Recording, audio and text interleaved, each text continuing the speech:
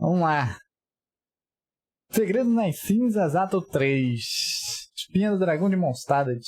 Vá até o acampamento de Albedo. Vocês levam a história de volta à Espinha do Dragão e vão para o acampamento encontrar-se com Albedo.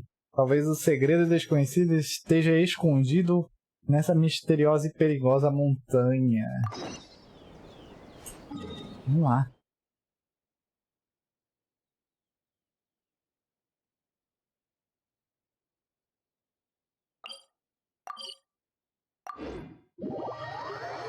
Welcome back to Dragon's Spine. Huh. Snow. Remember, tend to your boots when we return. Vamos ver o que vai acontecer.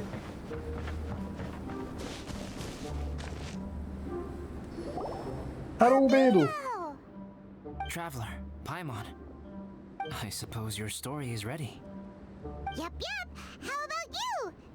Do you need some more time? No need. I am also ready to tell my story. Paimon calls dibs! Paimon first! Please, go ahead. Okay, here goes. Once upon a time, there was an evil researcher who went into the mountains and did a crazy experiment on whopper flowers to transform their appearance. After a lot of pain and suffering, the whopper flowers finally took on a human form. Then they stood by the side of the mountain to wait for unsuspecting bypassers. To whoever spoke to them, they would ask them questions such as, "Who am I? Who are you?" If the bypasser got the wrong answer, the last sound they'd make would be a yelp before the whopper flower ate them alive in one bite. Meu Deus, Truly frightening. né? Que história foi essa, mano? What the? You two aren't scared at all! Talvez eu seja muito forte. Don't go nitpicking, okay? If you didn't like the story, go write your own! Ah, nesse caso eu colocaria alguns elementos de terror. 1 client, 2 clients, 3 clients. Após as flores gigantes comerem alguém, In other words, the whopper flowers would ambush and then completely replace their victims. então passariam a usar a sua personalidade. And then what? Go back to where the person lives? Enter their home? Eat their whole family? Paimon made up this story, but now Paimon's the one who's scared by it. It's a good story. May I write it down? I may bring it up in future conversations. Caralho. For? Just to scare people with? Yes. You've got a real mean streak, Albedo. Esse é Albedo. E qual é a sua história, Albedo? Mine is a little longer than yours. It starts with an alchemist. A great alchemist once created Subject 1. Subject 1 was her proudest achievement, and successfully blended into human society. No one ever would have thought that this friend of theirs was in fact a synthetic human. However, unbeknownst to Subject 1, the alchemist had tried the same experiment many times before he had come into being. Some of the rejects from failed experiments had been discarded, but had Eita. not died. Subject 2 was one such failed experiment. He was swallowed by a great dragon that came to rest upon a snow-swept mountain. Many years later, he was resurrected by the dragon's mysterious power. He saw all kinds of people on the mountain, including Subject 1, who had somehow miraculously blended in among them. Never in Subject 2's wildest imagination had he thought it possible for experimental life forms such as they to deceive everyone so successfully. He saw the way humans accepted Subject 1 as a friend, witnessed their affection as they addressed him by name. This was what Subject 2 wanted. Now, all that Subject 2 desired was to replace Subject 1 and take the joy of his existence for himself. This is giving Paimon the chills. So scary. Caramba, mas ela contou uma história Subject 2 parecida, began velho. to unfold his plan. He stole Subject 1's books and notes, and studied all that Subject 1 had learned from the alchemist. Subject 2 was highly intelligent, and he learned quickly. He changed his face into an exact replica of Subject 1's face. Then, he found a plant with mimicry capabilities, and transformed it using dragon blood and alchemy. Ele tá estranho. And so, not only did Subject 2 transform his own appearance to perfectly match that of Subject 1, he also created a third entity, Subject 3. What? There's 3 of them now? But Subject 2 wanted to become a perfected human. So, he erased a mark on both his and Subject 3's necks. For these marks were symbols of imperfection. Então ele apagou de propósito. In my view, it was probably a subconscious act, an instinct. He so desperately craved to become a perfect human being that he forgot something. Human beings are defined by their flaws. Subject 2's plan was meticulously crafted. Subject 3 would draw Subject 1's attention. After Subject 1 disposed of Subject 3, he would assume the threat had now disappeared and would let his guard down. The next moment that Subject 1 was alone, Subject 2 would make his move. He would eliminate Subject 1 and become the only one remaining.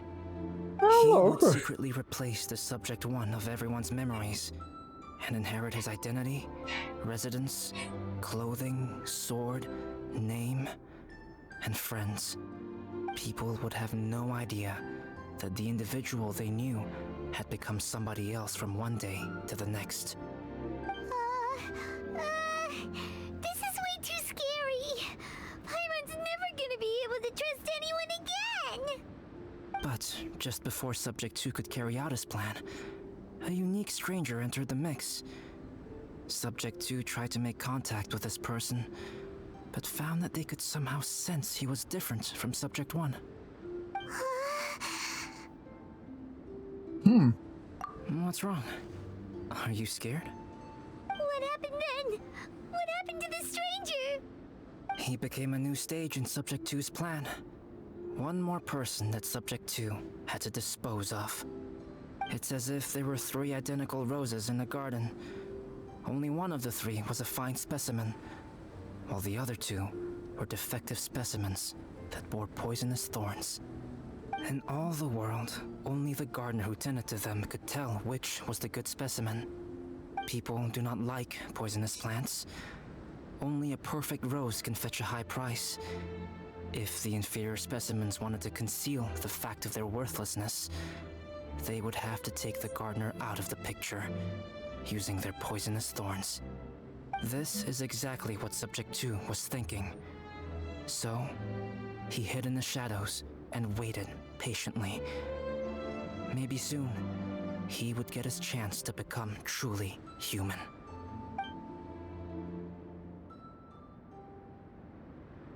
É, isso aí não é só uma história, não. Esses são acontecimentos reais. O Albedo está tentando me falar a verdade cruel e inacreditável. That was intense. So what happened after that? Did Subject 2's plan succeed? Paimon can't bear thinking about it. Fortunately, it is just a story. And even in this story, Subject 2 did not succeed. But you can never let your guard down on Dragonspine. Monsters mutated with Durin's power and blood are also creatures of Rhine-Daughter, just like me. You must beware of all such creatures. Caralho, não diga isso. Você não é um monstro. É um alquimista, um Eduard Erurik. Erurik Kyodai. I'm glad to hear that. It's okay. I know what I am. You and I are both different, so there is no need for me to hide the truth from you. The only thing is that sometimes, when I think about how mighty the power of alchemy is, I feel so small. As beings who set foot in this world, how arrogant are we in desiring to control our destiny and in desiring to create? Is creation an arrogant act, traveler? If not, why do we call the ones that created us and control us gods? If it is, then what qualifies us to call ourselves creators? How far must we take our reverence and respect? And what purpose does it serve? Caramba, mano, o cara filosofou longe, mano. Mas foi longe. Foi bem longe. Como foi que você se sentiu quando enfrentou o impostor? Nothing special. But whenever I think about it, I feel a twinge of grief. Poor Albedo. Hello? Traveler? Are you here? Hey, is that Amber? Hold up. Thought we might find you here. We're here to deliver a message from Cyrus. There's gonna be a big event down at the base camp, and they want you there too, Traveler. Oh. Winter camp is nearing its end. Apparently, even provisional instructors are required to attend. Looks like we need to go, Albedo. Bye for now. Then I won't keep you. I have some things to attend to here, so forgive me for not seeing you down. Don't worry about it. There have been no issues getting up and down the mountain recently. Pois Is é. everyone ready? Let's not keep them waiting. Loucura.